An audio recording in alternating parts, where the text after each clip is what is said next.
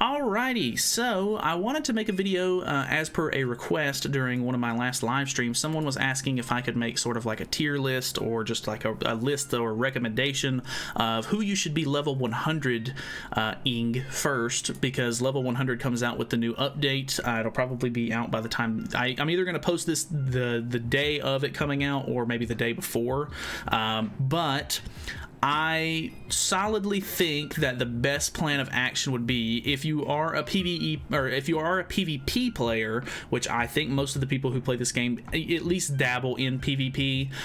If you already have a halfway decent account and most of your stuff is already level 90, blah blah blah, like you're good to go on most of your PvE stuff, that stuff isn't going to get any harder. But PvE or PvP related stuff, like, you know, other people are already going to be working on getting level 100 with their characters, and so I think the characters that you should do first are your main PvP team. So this is just an example. This is not what I use all the time. This was just what I used in the last like PvP video that I just recorded.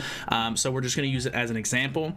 Obviously, the first 4 characters that you should do are your main PvP lineup. Obviously, take whatever team you use the most. So if you're, you know, if for example, if you're a Bond, Bond team player or whatever, you want to level up all of your main units to level 100 first, and then sort of work on your association links as well, so that way you can get as much CC out of those characters as you possibly can, because as the meta sort of shifts and the new level 100 comes out, you'll want to sort of bump up from level 90 to 100, and everything is going to go up higher as time goes on. The big thing that's kind of nice about level 100 is it's kind of a long grind. You can only do like if you can only do 3 of your ancient demons per day, whereas he's called the original demon, I think, but you can only do 3 of those raids a day from yourself. Obviously I think you can still do that thing where you accept the request at the very last second or whatever and do more than 3 raids from other people's stuff per day, but it's going to take a long time to grind out the materials that you need to max out all of these characters and stuff. So I don't think it's going to be something that you're necessarily going to be hard pressed to do like as soon as the update drops. I think all of the really like whaley players, or like the huge like committed players, I guess, are definitely going to try and level 100 their units as fast as possible. But I think for the most part, it's something that's going to be sort of like a lengthy grind, something that's going to take a bit of time, several days if not weeks, to sort of get your main team maxed out. So don't feel like, oh god, as soon as the update drops I immediately need to start doing demons so that way I can get to level 100 as fast as possible, because honestly, like from what I've seen on JP, people are still using level 90 characters, and it's it's almost been 2 weeks at this point. So it's just one of those things. It takes a lot of materials to grind. I think the biggest thing is that the SSR pendants are kind of what's going to be holding people back at this point. If you're sitting on a decent stockpile of SSR pendants, obviously, you should be okay for it, but it's going to take time to sort of, do those, Fort Solgris stages to hopefully drop SSR pendants or do the trade ups or whatever. The King is going to get a new material exchange where you can exchange old, like the rare and SSR pendant or rare and SR pendants up a stage, so that way you can get better or get more of the SSR pendants is what I'm saying. So I think personally what I'm going to do is I'm going to try to find a decent team that I really like using.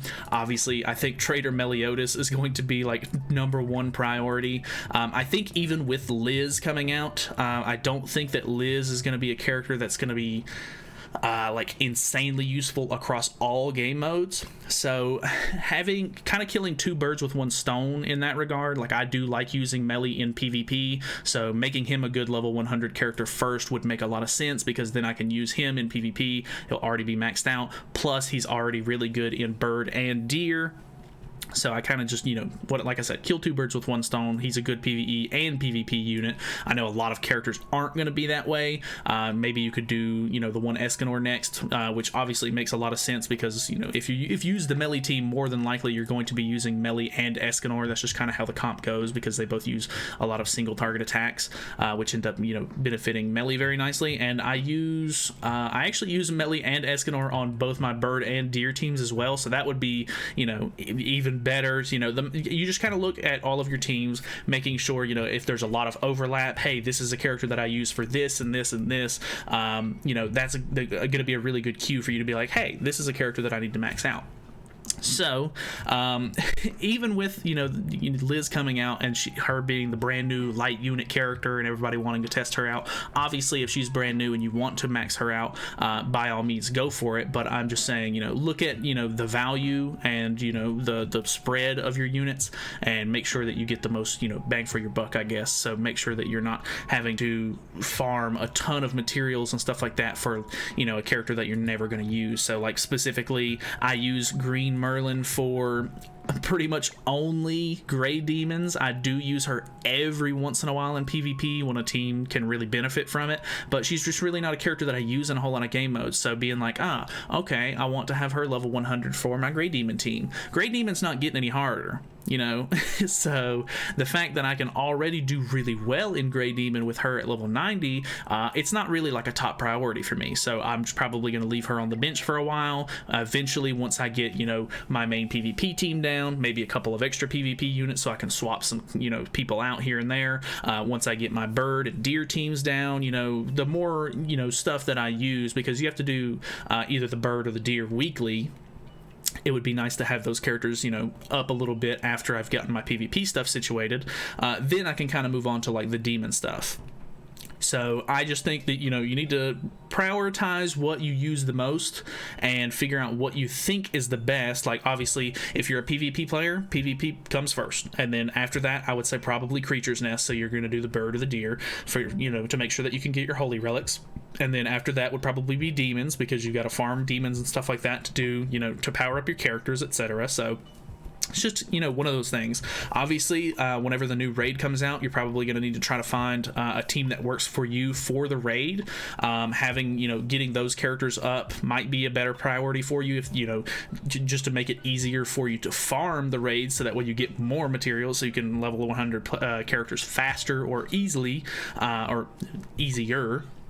Might be a better you know, priority for you. So if you're not a huge, you know, person to do holy relics, or maybe you're already having an easy time with, you know, the bird or the deer, whatever the case may be, maybe going for demons first might be better than you, or better for you, so that way you can, you know, make sure that you can beat Belmoth easier, to get Belmoth cores, so that way you can, you know, power up these characters. So obviously it's different, you know, player to player, but just figure out what your main 4 units that you use in PvP are. If there's extra characters than that, you know, just get the main ones that you can at least use in PvP to begin with, and then sort of branch out after that, and maybe get some like other characters leveled up, so that way you can use them as replacements for your team. And then, you know, like I said, move down to the other sort of game modes and see who's very popular for those that you're using, so that way you can max them out. So hopefully this was helpful, informative, something helps you like visualize, or, you know, I don't know, obviously there wasn't a whole lot going on the screen, a lot of explanation stuff, but, you know, that's pretty much just the gist of the whole thing. So hopefully you guys enjoyed that. Hopefully it was helpful. Hopefully I helped you pick characters that you need. Thank you guys so much for watching. Feel free to subscribe if you have not already. We're really close to 9K, and it would mean the world to me if we could hit 10K sometime soonish, maybe. I don't know. We'll see. Either way, feel free to subscribe. I'll see you guys in the next one.